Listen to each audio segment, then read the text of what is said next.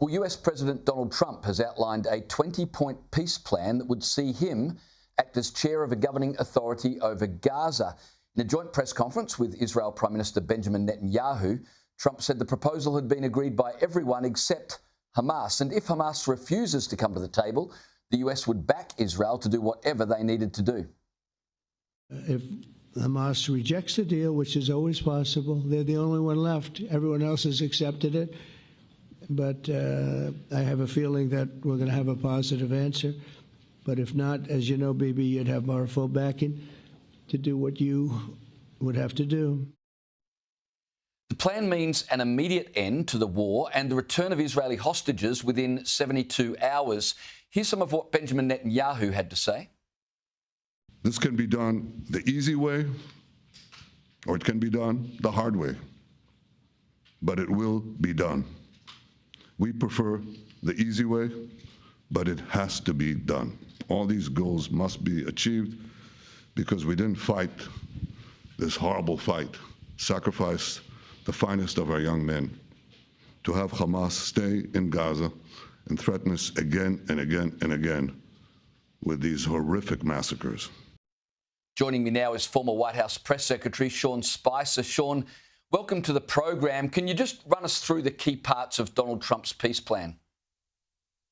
Well, look, I think the key thing that you stated there is the U.S. involvement, that the U.S. is going to play a pivotal role in overseeing this thing. That, to me, is the biggest and only part that matters, because it shows the U.S. leadership will be a continued part of this. And by getting Israel on board, there was some question, at least among the chattering class in the U.S., whether Prime Minister Netanyahu would agree to these terms. But it shows more than anything Donald Trump's leadership in this area, his commitment to the area, and it really puts Hamas in the corner. If they don't agree to this, as Donald Trump said, they have really isolated themselves, number one, and number two, clearly the green light has been given to Israel to move forward under whatever means they think is appropriate to settle this dispute. Well, as you say, it does put Hamas in a bit of a corner because this plan has been agreed to by Arab states. So if Hamas reject the plan, they do really isolate themselves pretty much from everybody. They do. And that's the beauty of this, is that it's one thing to go it alone or to have Israel on board. But he really did. I got to say, you got to give President Trump a lot of credit for how he's handling these foreign wars, really focusing on peace. This one was the big one. I know a lot of people focus on Russia and Ukraine, but if they can achieve peace in this area, this is something that has gone on for decades. And I think that President Trump has really shown that sometimes thinking outside the box and not recycling the same old policy prescriptions is kind of warranted. And I give him a lot of credit. To your point, he's gotten all the parties at the table. He's gotten them all on board. I do feel like it would be insane if Hamas were to say no to this. And in typical Trump style, he said that this could bring peace for eternity, which I think is probably a little overly optimistic. But anyway, the plan would have Gaza you rarely ever hear him use. You rarely hear him use hyperbole or exaggerate. So, maybe just this once. He's not prone to exaggeration at all. The plan, as you said, would involve the United States. As I understand it, Gaza would be administrated by a committee of Palestinians, but overseen by a board of peace whose members would include Donald Trump and Tony Blair. Do we know any more about how that would actually work in practice?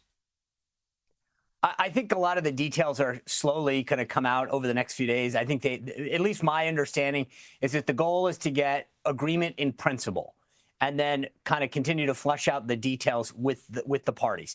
But so far, I think that it's very reasonable. As you said, you've got the right people on board so far, and I don't think that anybody's done anything that would push someone away, in this case, Hamas. So I feel like this is smart. It's reasonable. It's outside the box. It's something that hasn't been thought of before. So there's really again, as I said, I get that, for your viewers, I'm a Trump supporter, but it's this kind of outside the box thinking on so many different things where Trump shows that he's not just the same old politician that's retrying to do the same thing over and over again, hoping for a different outcome. That's a very good point. Well, while Donald Trump is busy sorting out problems in the Middle East, it's not as if he doesn't have plenty of problems at home, Sean. A government shutdown is on the cards. Can you explain to Australian viewers what a shutdown is and what it means for people in the US? Well, here's the deal. It's a mess. It means that we stop operating minus essential services. Essential services are Social Security checks, air traffic control, active duty troops, things that are essential to us functioning as a government. But, like a national park wouldn't be essential. The ticket, like folks at a museum or a federal thing, those wouldn't be. Low-level staffers at a department or agency wouldn't be. So it's basically only the people that are essential for our national security or to keep the government running. And by the way, those people don't get paid. Historically, they always get paid back, James, but while they're working, they don't get paid. So we have 12 appropriations bills that fund our government. So you have military, veterans, transportation, legislative branch. There's one that does the courts. None of them, none of the 12 have passed Congress. So this will be a full government shutdown. Now, just so your viewers understand this, what the Republican House passed, and it's over in the Senate, is what we call a clean continuing resolution. You'll hear the word or the phrase CR. That's continuing resolution. That means that for the next 7 weeks, it'll fund the government as is. No changes to policy, to funding. Whatever's locked in counts. And what the Democrats, despite them voting 13 times in the past for a straight up continuing resolution, are now demanding over $1 trillion in new spending. So, by the way, in March, when we had a similar issue, Chuck Schumer voted for exactly what's on the table now, a continuing resolution. So this is going to put Democrats in a box. It'll shut the government down. I have a feeling that we'll find some kind of, and by the way, all that's trying to happen is to buy more time for those 12 bills to pass to fund the government. So that's what we're dealing with now, is a bill to just fund the government for 7 weeks so that the two houses of our Congress can hopefully come to agreement on those areas to fund the respective parts of our government. All right, well, that mess is happening in Washington. Let's go to New York, where the man favoured to be the next mayor is proposing to spend $100 million not to fill potholes or to make sure garbage is collected, but to defend illegal migrants. Yeah, well, I mean, look, this is insane. I got to be honest with you. This race is over in my mind. Zohran Mamdani will be the next mayor of New York. I believe the people of New York need to live with these consequences. They want somebody who wants everything to be free, grocery stores to be taken over and run by the government. He is a socialist. And the people of New York had an opportunity to decide who they wanted to govern them. They had several choices. This is who they've chosen twice now, in the Democratic primary, and then they'll choose it again in the general election. And there's really no way that he isn't going to win at this point, to be straight with you. So I put this on the people of New York. America is the land of everybody gets to have their voice heard, their vote heard. And the people of New York have chosen to go in this crazy, crazy leftist way. And these are some of the policies that we can expect over the next few years. Absolutely shocking. Just before I let you go, Sean, late-night TV host Jimmy Kimmel is back on TV after being suspended over remarks he made in the wake of Charlie Kirk's assassination. But while Kimmel has returned, his viewers have not. Ratings from his show last week show a staggering 64% drop in viewers. What do we read into that?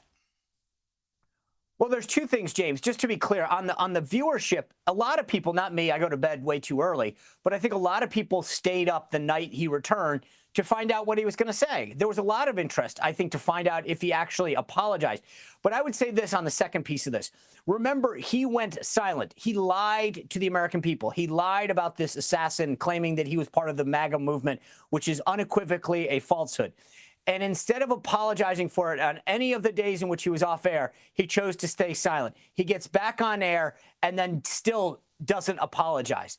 ABC said that his joke was ill-timed. It wasn't ill-timed. It was a lie. It was wrong. And it doesn't matter when it was given, what time it was given.